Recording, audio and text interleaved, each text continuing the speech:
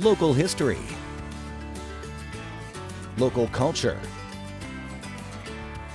Local events. Your community. This is the Joe Kelly Show.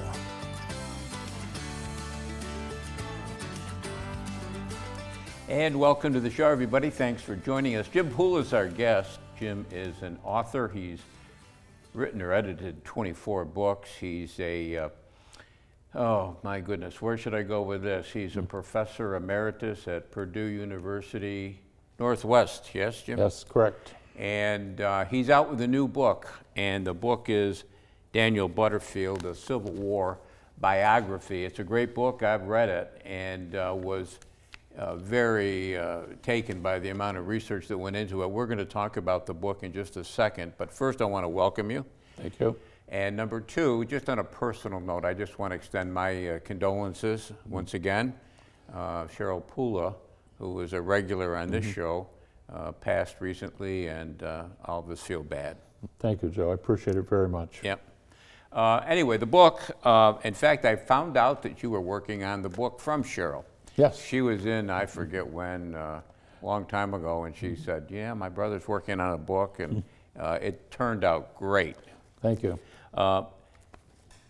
Daniel Butterfield seems to me, Jim, and you're an expert, but it seems to me that he was an underrated general in the Civil War and an overlooked general from the Civil War. What do you think? Yeah, very definitely. During the Civil War centennial, the New York State published a series of pamphlets on New York and the Civil War. And one of them was dedicated to Butterfield, and the editor said that he was, and I quote, the fightingest general New York produced, end quote.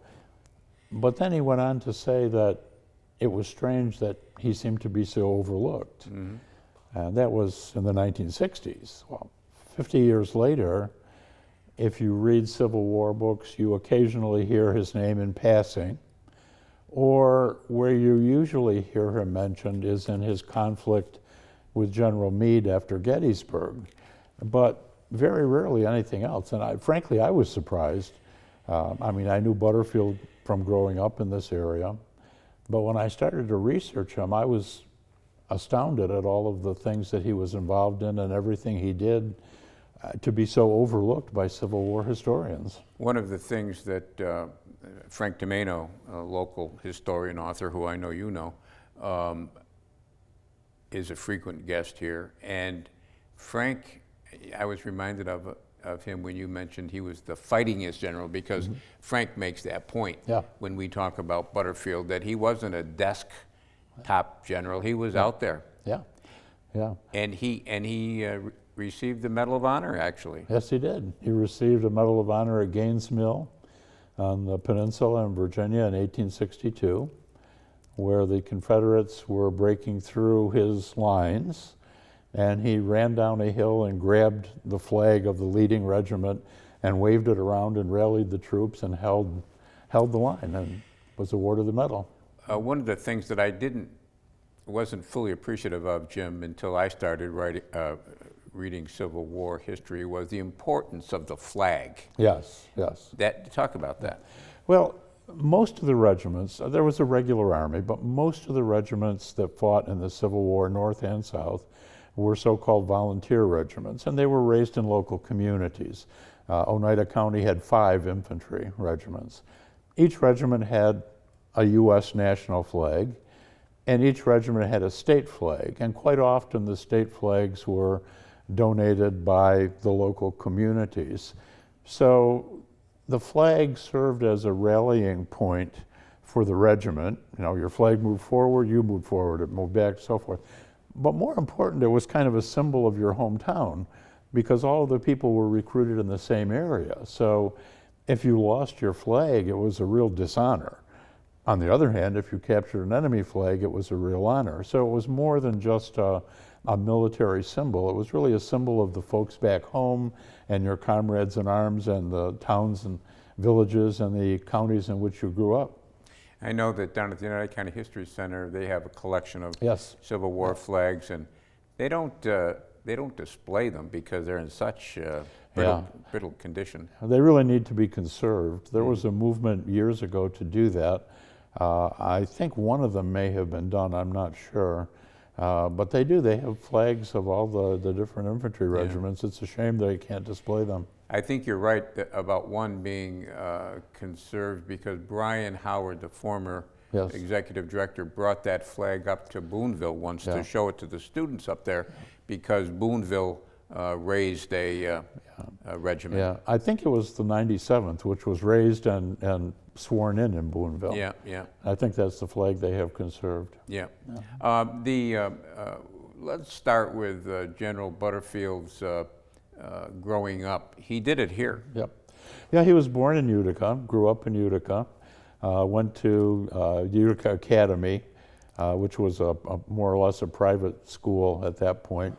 Then went on to Union College in Schenectady, got a baccalaureate degree there, and then went on a tour out to the Great Lakes and Minnesota and down to St. Louis and New Orleans. And when he came back from his tour in New Orleans, he said, you know, there's a lot of problems and we're in for trouble in the future. And he immediately joined a local militia regiment to practice and train for what he saw as the coming problems in the country. Do you know where in Utica he lived? I don't know exactly where he lived. I never really thought to look that up, to be honest. But his father was extremely prominent, investor in a lot of things. He built the Butterfield Hotel in Utica, or Butterfield House, as I think it was called at the time. He was the founder of what became American Express. So Butterfield, I like to tell people when I talk about Butterfield, had a miraculous rise. He graduated from Union College, went on a tour, and then came back and was immediately appointed the head of American Express operations in New York City. Yeah. I wonder why. Yeah. And his father, I mean, we could do a show just on his father, John Butterfield, who's buried up in Forest Hill Cemetery. And General Butterfield is buried, he's a very prestigious spot. Yeah. Butterfield is buried in West Point, which at the time he passed away in 1901 was very unusual. You had to be a West Point graduate to be buried in the cemetery there. But he asked, when his days he realized were numbered, he asked special permission, and the Secretary of War was Elihu Root from this area. So Root granted permission, and as it turned out, the superintendent of West Point at that time was also from Central New York. So they both agreed, and he ended up not only buried there, but with a really enormous monument that dwarfs most of the others. Didn't his wife pay for that monument? Yes, yep. And his wife also paid for a monument in New York City, in Sakura Park, I believe it's called, which was actually crafted by Gutzon Borglum, the person who designed the statues of the presidents at Mount Rushmore. We're talking Daniel Butterfield. We're talking Daniel Butterfield with Jim Pula, who's out with his new book, and it's called Union General Daniel Butterfield, A Civil War Biography. Short break, be right back.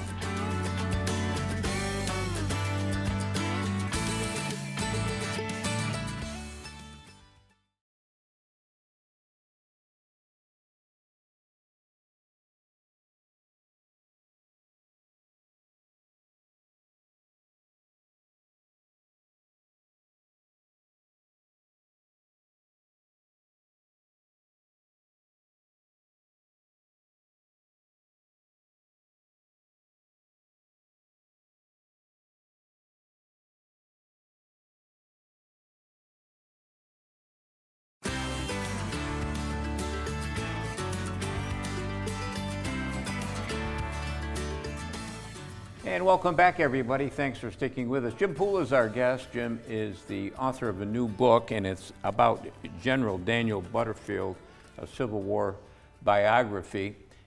Jim is an award-winning author, and this is just his latest, and we'll ask him before the end of the show what he's working on now, because I have a feeling he's working on something else.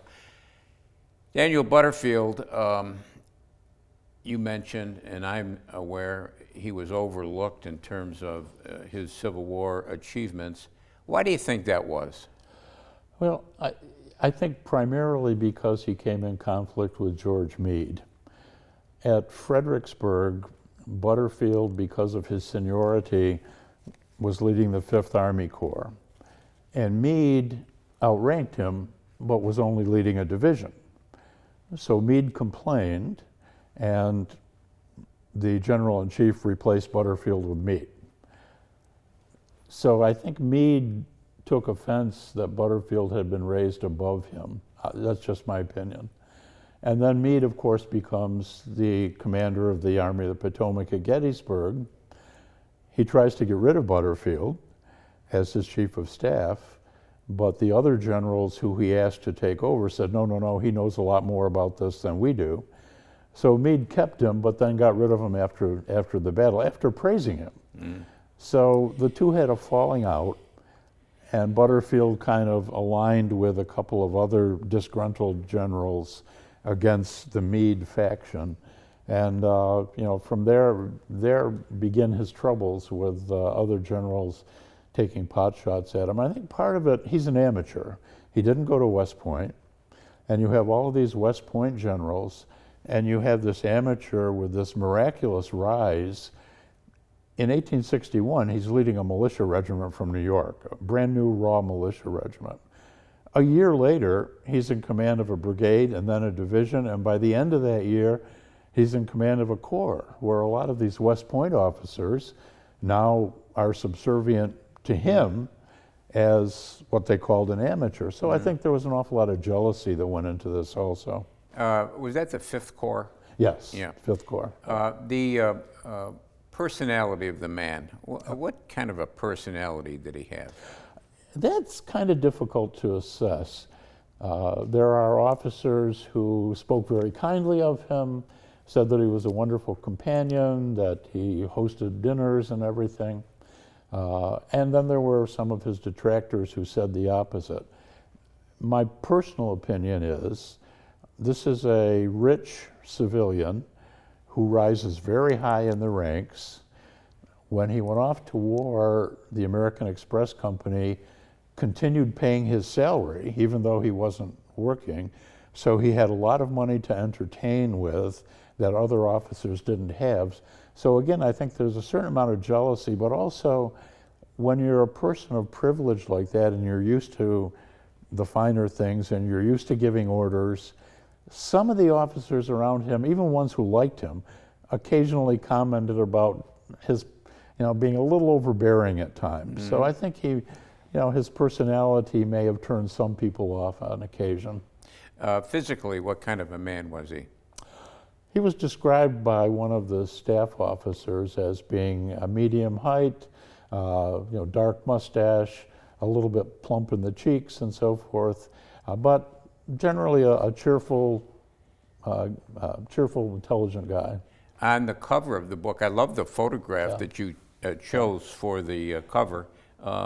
About how old was he when this photo was taken? Oh, he was born in 31, so he would have been just about 30 years old, because that was taken in 1861 when he was leading the 12th New York Militia. So he would have been just about 30 years old. And I want to go back to the wife for a second. That's the second wife. Second wife, yeah. And she was from the Lorillard family, yes? Right. She was a Lorillard. They had an estate on the Hudson River on the east side of the Hudson. Just Cold Spring? Cold Spring. Yeah. Just a few, Craigside was the name of the estate, but it was in Cold Spring, just a few miles north of West Point. So they got married in the 1880s after the war and settled down on her estate, and that's where he eventually passed away. And it was quite a place. Lorillard, that was tobacco money, was it not? Yep. P. Lorillard? Yep. And she owned a place on Broadway in New York City, which they made their residence after they were married, and then the place in Cold Springs was kind of their retreat. Butterfield was an innovator in terms of his service. I mean, he came up with some, today you think, well, there's nothing to that. We've had this for years, but they didn't have it Exactly. when he was in the Army. Talk about that.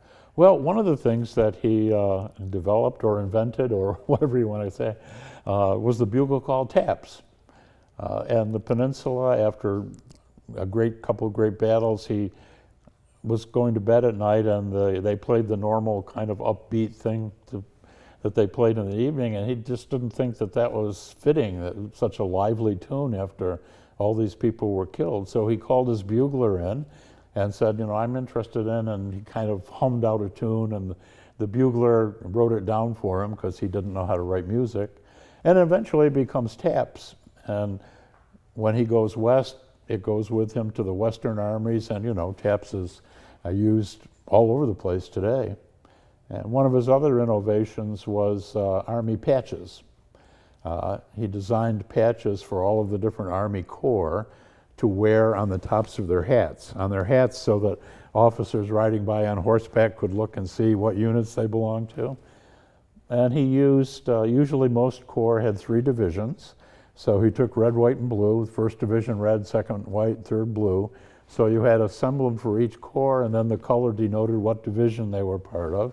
And of course, the Army, the Air Force, Navy, everybody uses shoulder patches today. Well, he originated those. That's another one of his contributions. Logistically, he was very good, and I think, would you agree, Jim, that his logistical expertise came from his time with American Express, the overland mail? Yeah, the overland mail routes, his time in New York City managing the whole Eastern Division of American Express.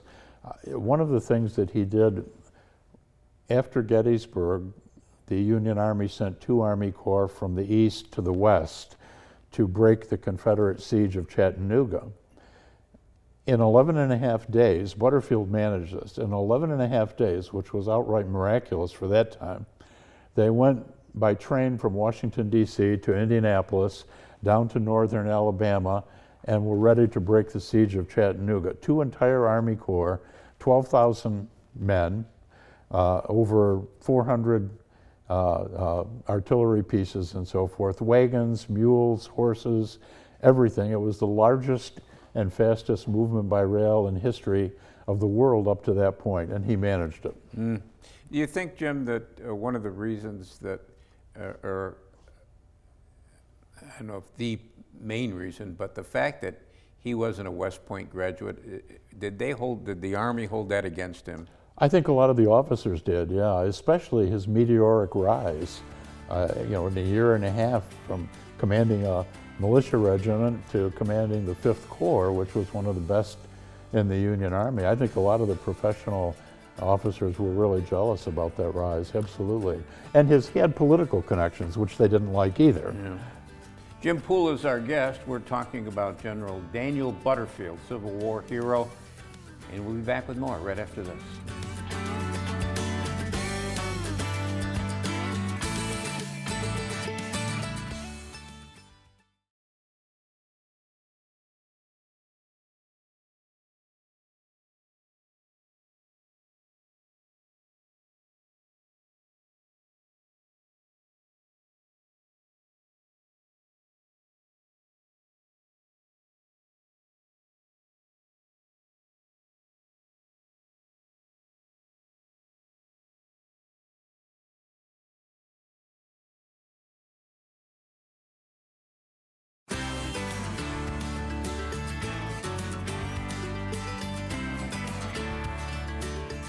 And welcome back, everybody. Thanks for sticking with us. Jim Pula is our guest. He's the author of Daniel Butterfield, a Civil War biography, $32.95.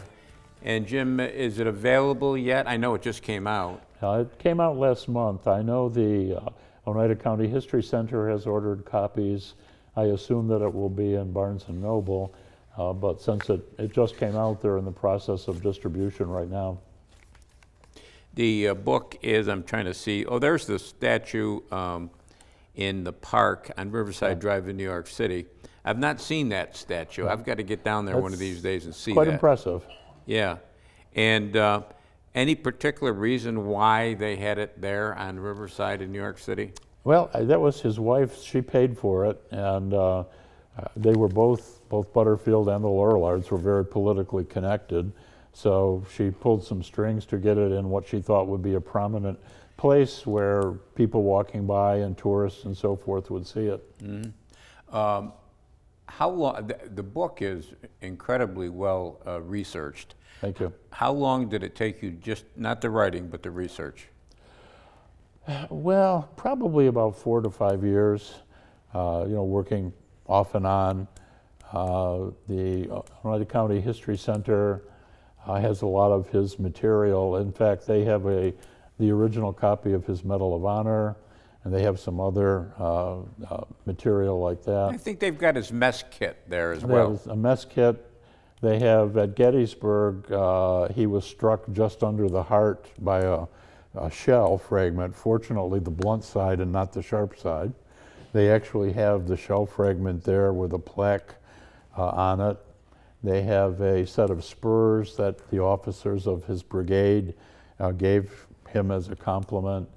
A lot of his personal papers, his second wife, donated to the public library in Cold Spring. So they're available there for researchers and so forth to use. And surprisingly, almost no one had used them when I got there. Really? So yeah, that was very helpful because you get his official reports are published or in the National Archives, but you get letters that he's writing to people and letters people are writing to him. For example, I found after Gettysburg, there's a big controversy between him and Meade. And they start bad-mouthing each other. I found a letter from Meade in his personal papers that Meade wrote right after the battle when Butterfield is home recuperating from his wound, telling him how grateful he was for his assistance and he couldn't have done it without him and so forth. Quite different than the picture you get from a lot of historians today. Yeah. I think, tell me what you think on this, Jim, that the fact that, and I'm glad you brought it out about taps, but whenever Butterfield's name comes up in this kind of a venue or other venues, it seems like taps is the first thing that people go to, and they kind of overshadows everything else. Yeah. Well, taps is so universally recognized, and it's everywhere, at least in the United States these days. So it's the thing that people probably think of most. But he did the patches. The other thing that he did over the winter of the First War, when the armies were pretty much in winter quarters, he wrote an instruction manual. I mean, the United States Army had never been even remotely as big as it was during the Civil War. So he wrote an instruction manual on how to train soldiers for this new, large, enormous army, which was actually adopted by the Union Army and used for training purposes throughout the Northern armies during the war. Isn't there some parts of what he wrote down that are still used? Yes, they are, yep, for outpost duty and so forth, yep. The dedication of your book, you dedicated it to your high school. Yeah. Why so? Who were they? I went to New York Mills High School, and I thought we had a really outstanding group of teachers there. Richard Dunn was my high school, he was my homeroom teacher and my social studies and history teacher. And I thought he was a really good history teacher. He taught you to think about people and why they do things and to ask questions and not just memorize a bunch of names and dates. And Charles Hoffman was my English teacher who, everybody hated his class because he was so strict, but it was the best thing that ever happened to me in terms of going to college and learning to write. And Henry McCann was, 5'2", 5'4", the nicest guy, humorous guy. You'd never in the world know that he was a bombardier on a B-17 over Germany in World War II. Just humble and just made you laugh every class you went to. So, I learned that learning could really be fun, and that's sort of, the three of them together, I think, really helped mold me into whatever success I might have enjoyed. I asked you how long it took in the research, 4 to 5 years. How long did it take when you actually sat down and started the writing? To write? About 5 or 6 months, because I had most of the research pretty much done. In the end, you look around and fill in a few blanks, but COVID helped because everything was shut down. I had nothing to do, so I perch myself in the living room with one eye on the television and one eye on the computer every day. Yeah, if you could have people come away after reading this book with one message, Jim, what would it be? Wow, one message. I think Butterfield is an example of somebody who was very prominent, who has been very much overlooked because people just believe what they read instead of looking into things for themselves. Mm-hmm. All right. The next project you have, is there a next project? I'll bet there's got to be. Yeah. Well, I just finished a manuscript a couple of months ago on the Battle of Saratoga, the campaign of Saratoga in the American Revolution. Unlike most of what I try to write about things people haven't written about before, but I was intrigued by this because most of the books on Saratoga are from the standpoint of the British or the Americans or the generals, and they focus on the politicians in general. So I found a lot of memoirs, German memoirs, English memoirs, American.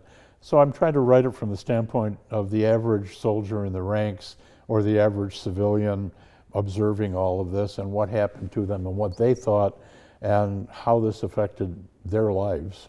We've got less than a minute, Jim, but I tell people, I mean, who am I to tell people, but I do tell people that had it not been for the Battle of Oriskany, we'd probably be carrying British passports today.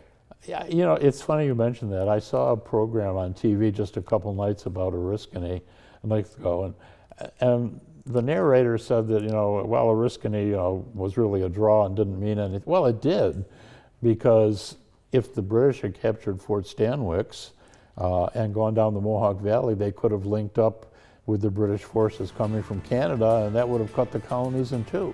So it was very important, often neglected, like Butterfield.